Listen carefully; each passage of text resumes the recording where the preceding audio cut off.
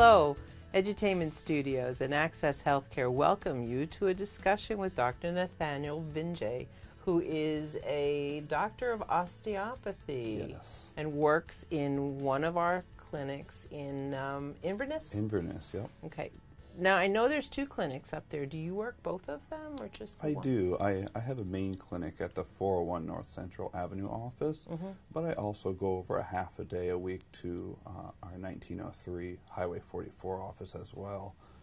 And do you accept all of the different insurance carriers in both offices, or?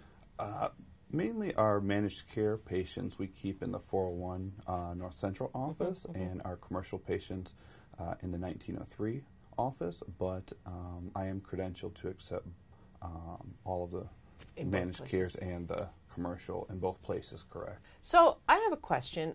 I know a little bit about DOs, but not probably enough. So can you help anyone out there listening to know the difference between an MD and a DO? Sure. I would say nowadays the difference between an MD and a DO is probably less significant than maybe when it was first founded. But I would say the greatest difference is that in an osteopathic philosophy, we try and look at a more holistic approach to medicine. So we're not looking at just the pathology, just the disease with a patient. We're looking at the mind, the body, and the spirit as well.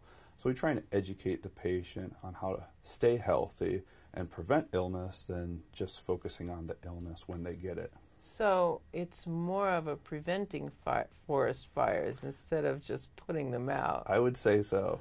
So bringing this back to a quality approach sounds much like that particular approach falls right into the new payment for quality versus quantity methodology where we're all headed.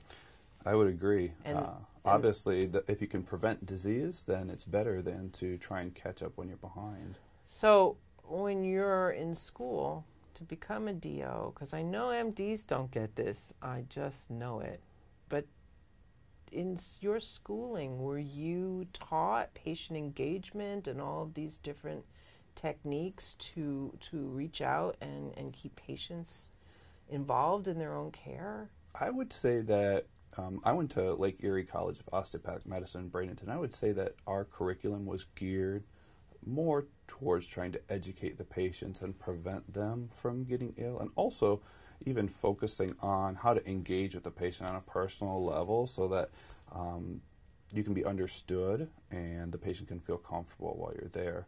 A basis of trust. I would say, yeah. Well, I think across the board, you know, a physician needs to have that trust with their patient. Otherwise, there's no relationship. Are there any special engagement techniques that you learn in school, or? Yes, we go through certain standardized patients when we're in school. I believe this is the same way that case studies? Case studies, and even you know, folks that come in and are actors and pretend to have a disease, and we are asked to interview them, ask questions, and it really helps you get some experience on a one-to-one basis talking to someone to get the information that you need in order to help diagnose some of their problems. So do they come in different frames of mind? Sure. I mean, just like every person has a different personality, even the actors come in with different personalities. So, you know, may have an actor, you know, someone that really likes to talk a lot, and so you need to try and pick out all that good information. Or you have someone who doesn't really want to divulge much information. You got to pull it out. You got to pull it out. And you have to do it in a very respectful way. Right. And I think that training is paramount to, you know, going on into your professional career. So you work with MidLevels in both offices. Correct. And when you went to school, did they teach you how to work with that kind of model? Absolutely not. That is brand new, but I would say it's just like working with anyone else. You know, you learn to work with your coworkers, and you build a trust, you know, when you're working with people, and you know where their skills are at, and so you can gauge how involved you need to be. And well, when you have good providers and you can trust what they're doing, then you know that you don't have to be worried on a regular basis that something is going to be wrong. So it's a good collaboration. Yes.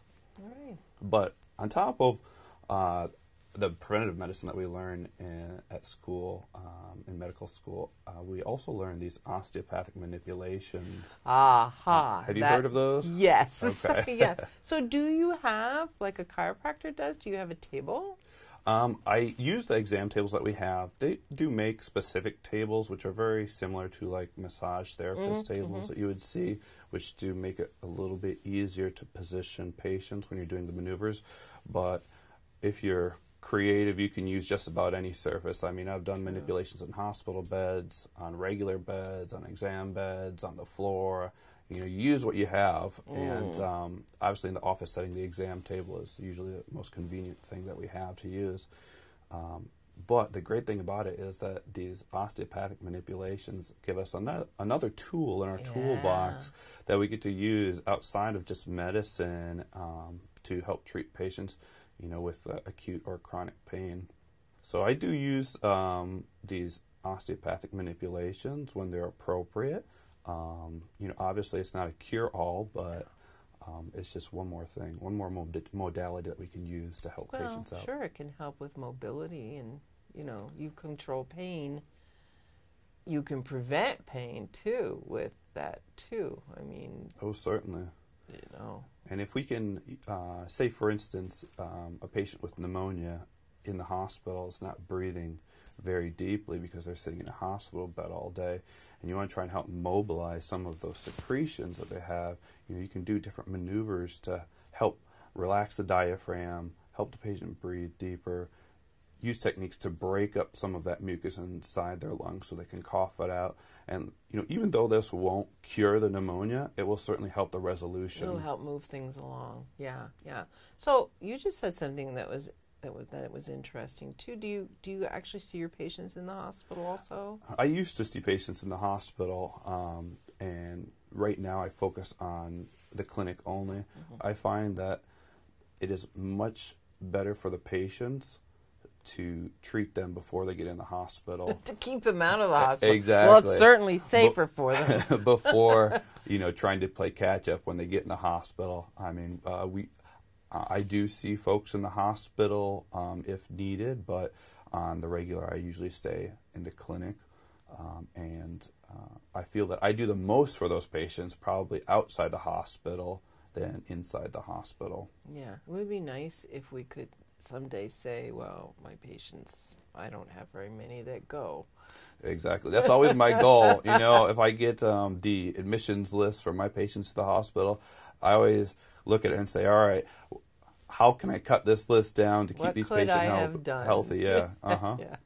All right, good. We're gonna close this segment for now, and I'm gonna ask you a whole different group of questions in the next one.